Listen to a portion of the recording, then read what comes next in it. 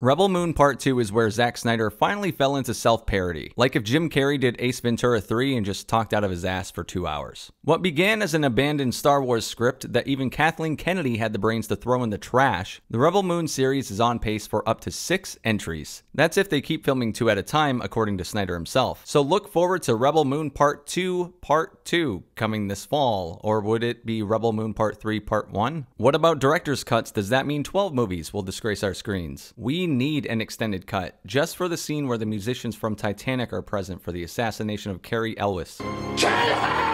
To prep you for what you'll find in this movie if you dare click play, one-dimensional, unlikable human septic tanks for characters that are fucking morons. I swear, some of these characters are so stupid, it's like they were breastfed till they were 26. They spout dialogue that'll make you wince and inhabit a world of nonsensical, piecemeal lore displayed on a platter of shitty visuals and choppy editing. Even down to the editing. So far, it adds up to over 4 hours of scenes, setups, characters, and scenarios that remind you of the movies they were ripped off from and how much better those are. Lightsabers? Fuck yeah, we got those. But this time the bad guys have the blue ones and the heroes have the red ones. Haha, subversion. And then there is grain. Yes, grain, not to be confused with spice. What's up, Dune? Grain is the centerpiece of the movie and is all important until the movie decides it's not. If that all sounds dumb as hell, just wait until you see it all in slow motion. People would think I was known for slow motion. I like slow motion. I don't really like slow motion that much. Despite all the praise for the on-the-schnoz pseudo-intellectual symbolism and overtones, Snyder hangs his hat on his visuals. But Rebel Moon looks like Snyder's satire. All of his normal visual cues are here, and they look like shit. And I mean actual shit. A lot of shots have a fish-eyed, smeared look to them. It's a movie full of references, but zero originality. Almost every single character, set piece, and scene can be found in your memory banks. They can't even be confused for homages here because they don't create a coherent story. It's a disjointed mess of unintentional Easter eggs. Yep, saw that scene in Matrix Revolutions. That's a Star Wars reference. Oh, okay, Hobbiton. Oh, this movie's just super shitty Star Wars. If I had to endure this, it deserves a lampooning, which is always cathartic with movies like this. So let's break down the story, but right before that, a quick word about the sponsor of this video. Have you ever Googled yourself and were shocked to find your personal information on one of those public listing sites? Yeah, me too. Googling my name, I can find my previous addresses, workplaces. It's creepy and feels incredibly intrusive. Data brokers are making a fortune selling our information to robocallers, spammers, and others who want to learn more about us, like where we live. That's why I'm happy to tell you about today's sponsor, Aura. Aura can identify data brokers exposing your info and submit opt-out requests on your behalf. Brokers are legally required to remove your info if you ask them to, but they make it super hard to do, and Aura will handle it for you. You can try Aura free for 2 weeks using my link, and Aura does so much more to protect you from online threats you can't see. It's really easy to set up so you don't have to download several different apps to get things like parental controls, antivirus, VPN, password management, identity theft insurance, and more. You get everything at one affordable price. Let Aura do the hard work of keeping you safe online, so you can focus on other tasks with peace of mind. You can let people continue to exploit and profit off your private info, or you can go to my link right here to start your 2-week free trial. Also linked in the description. And now the story of Rebel Moon Part 2.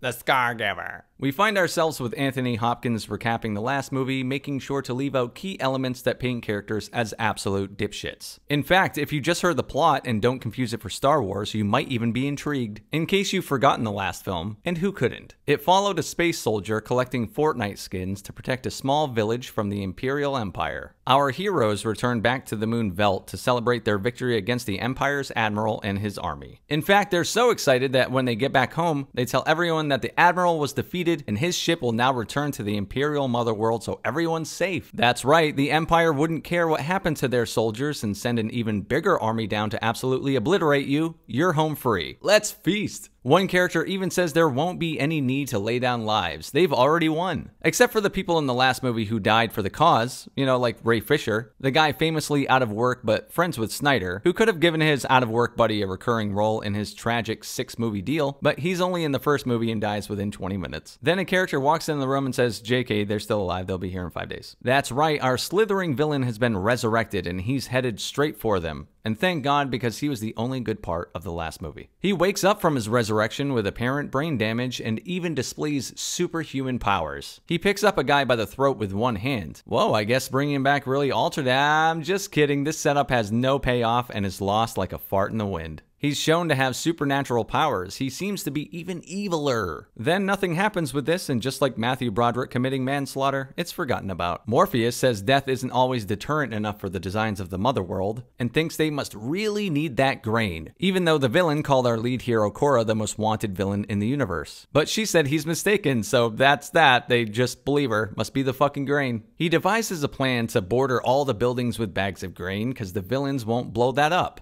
They need the grain. Funny thing is, at the end of the movie, Morpheus tells Korra he knew she was lying and that the bad guys really were after her. So the grain doesn't really matter to them, unless the script needs them to. It's only not the plans of a farmer. Seems General Titus hasn't drunk away his roots just yet.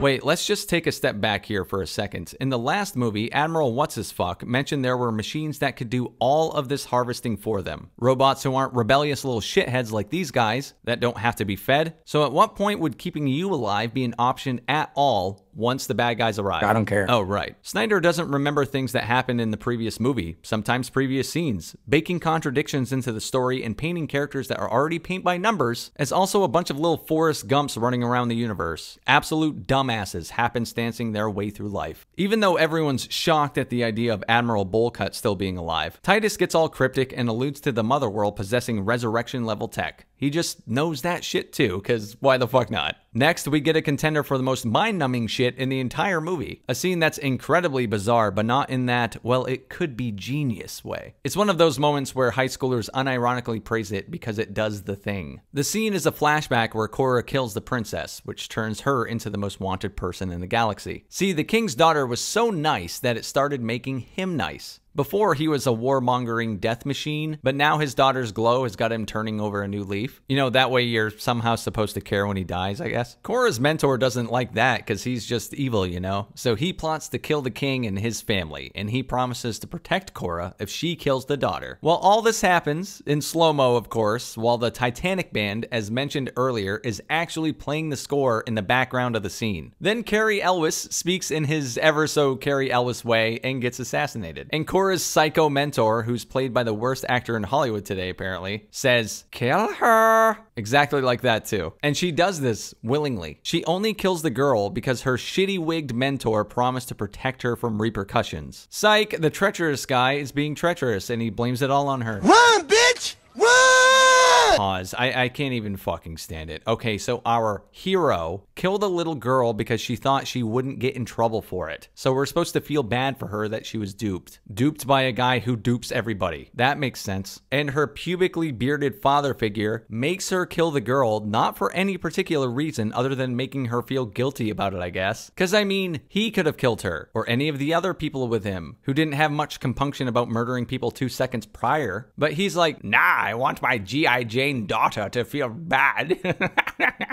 Oh god, this movie sucks so much cock. He pulls out the golem and says, "Murderer!" Like he even does the fucking face. Meanwhile, up in space, Admiral Lloyd Christmas sees what they're up to down on the moon, and he's like, ah, god damn it, they got us. We can't blow up the grain, because the plot deems it so. Then about 40% of the movie from here on out consists of assholes on a farm throwing grain around in slow motion. Snyder recently said that slow motion is a way of embellishing heroic moments that our heroes go through. Totally, Zach. Farmers are Western culture's true heroes after all. Korra also gets her spaceship dug out that was apparently so stuck and beat to shit that it was completely inoperable, which when the plot needs it, equates to the inconvenience of a roadblock and some dirt in the tailpipe. The last movie had an entire section of the story dedicated to them finding a ship because hers was out of commission. But if she had asked for like 4 people and some Windex, she would have avoided that. At your convenience, you piece of shit movie. Then all the Fortnite characters sit around a table in a totally not contrived scene and give each other 20 to 30-second background stories that sound suspiciously similar. For every one of them, it's something along the lines of, "Oh, I had a family and the bad guys came to my home world and killed everyone and now I hate the bad guys." Everyone's fucking background story is the same as Gamora's from Guardians of the Galaxy, except lame and in slow motion. It reaches a point where a character literally turns to someone and asks, "And what about you? What's your story?" So if you watch that movie, here is your trigger warning. in case you're overly sensitive to cringe. The rest of the movie is the after-farming extravaganza. The bad guys show up to fight the good guys, and characters do what they want when Zack Snyder wants things to happen. Example, Admiral Bad Guy was told explicitly by his boss and her mentor not to kill Cora, but to capture her and bring her directly to him. That is until Admiral Bad Guy is in a one-on-one confrontation with Cora and decides it's totally okay as he actively tries to kill her, but plot armor deems it impossible. That means he didn't just not need to go down there for the grain. He didn't even need to go down there to get her. They could have just nuked that fucker from orbit and been on their way. But to be fair, that would require a second draft of the script. A bunch of characters die in a battle one at a time in some seriously poorly edited scenes that defy logic. Why anyone would give a fuck about a single one of them will remain one of the world's greatest mysteries from this moment forward. Cora gets up to the dreadnought to blow it up and kills some unsuspecting workers in the coal mining room because she's just a dick. They could be slaves for all she knows, but fuck it, kill them. Apparently this ship is powered by coal and a god. That's whatever the hell this thing is that Cora is putting bombs on. An all-powerful god powers the ship and needs that bump of coal to get her going, I guess. There's no real hard science in it, you know, it's like, how do the spaceships work? I don't care. The funny thing about steampunk is that good steampunk actually seems functional and makes sense in context. This is not that.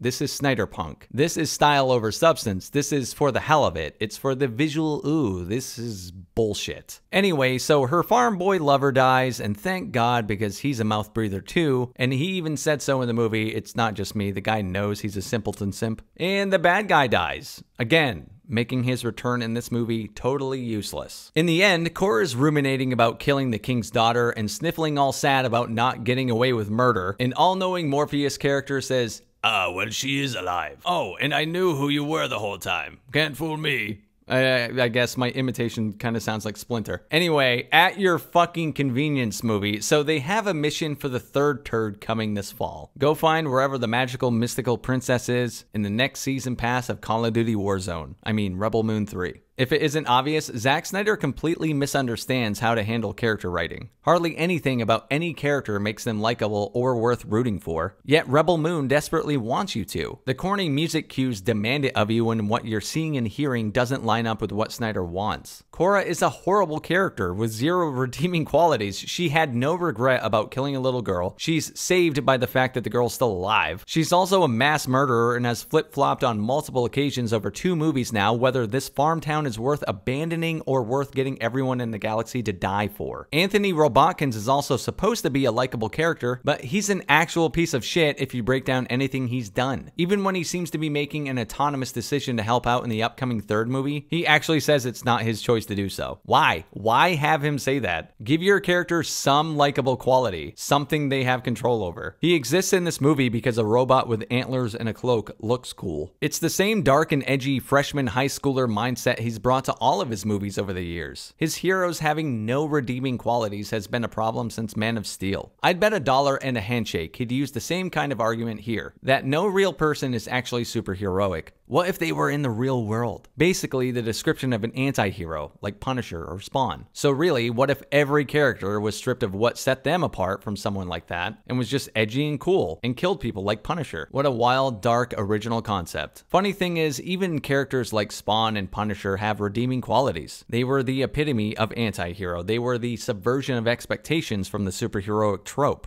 That was the entire point. My criticisms of his work in DC aren't meant to nitpick a director's filmography. I want to paint the bigger picture of his problems with characters. Now that Rebel Moon is an original, a story concept and script by him with a couple other names attached, all of his flaws as a filmmaker are fully exposed. There's no hiding behind a defense of but my themes. Even with a foundation in Batman and Superman, he still pushed back, and he's even been quoted as to why. Because he can. Ian Malcolm would say, "You were so preoccupied finding out if you could, you didn't stop to think if you should." He even suggested once that Batman could get graped in his movie, something he and other real cliff diver directors like Rob Zombie seem to have an obsession with. In the last Rebel Moon movie, he made sure there was a near grape scene because what's darker than grape in space? In the end, when your characters range from one-dimensional to offensively idiotic, you'd think your film could hang its hat on its visuals when it's directed by a man who makes his name off that, as his lone defense of his skill set. I saw one unironic defense of this movie on Twitter. Of course, Twitter. and it was regarding the idiotic Titanic band assassination flashback scene because, of course, it's about that scene. The most bizarrely awful section of the entire movie was praised because Snyder, quote, managed to combine the death of Julius Caesar and the assassination of the Romanovs in one scene. Proof why Zack Snyder is the GOAT. Do I need to say anything, or should I just let that speak for itself? Characters are walking contradictions. The story decides the only thing that matters is what's happening right then and there, and outside that, even the technical aspects of the movie are horrendous at times. The unfocused, fish-eyed, washed-out shots are numbingly amateur-looking for a multi-millionaire professional. Call this area subjective, call it whatever you want, I call it shit. Snyder's had some seriously stunning visuals before, his awful choice in tone and color aside, but that self-parody remark at the beginning of the video applies here too. I wasn't even planning on reviewing this movie and actually watched the first and second one back to back, and after I finished the first, I tried to put myself in the seat of a general Netflix subscriber happening upon that movie. If I somehow finished it, there's no way I would have gone back for a second movie, and well, the numbers seem to be bearing that out. Snyder and Netflix have received some bad news. The Scargiver is a pretty big flop, not something you hear very often in the streaming world, a world where covering up poor performance is built into the budget. So will we get a 6-part series with 6 director's cuts? I think the better question is, will we even get a third?